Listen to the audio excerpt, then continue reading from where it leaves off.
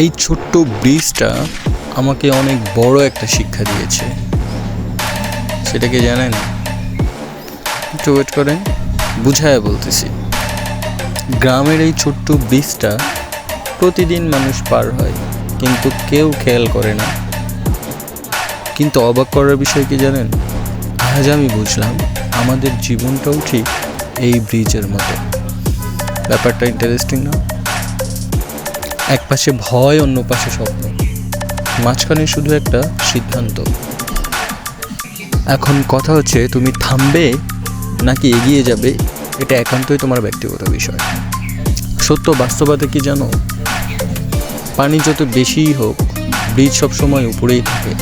তাই আমাদের জীবনের সমস্যা যত বড়ই হোক না কেন, সাহস সমস্যার চাইতে আমাদের অনেক বেশি হওয়া উচিত। আর তাই আজ একটা সিদ্ধান্ত নাও, ভয়কে জয় করতে হবে, জিততে হবে। কিভাবে একটা বিজনেস শূন্য থেকে দাঁড় করাতে হয়, কিভাবে প্রোডাক্ট মার্কেটিং করতে হয়, কিভাবে দোকানদারের কাছে পণ্য বিক্রি করতে হয়, জানতে চাইলে আমার পেজটাকে ফলো দিয়ে রাখুন।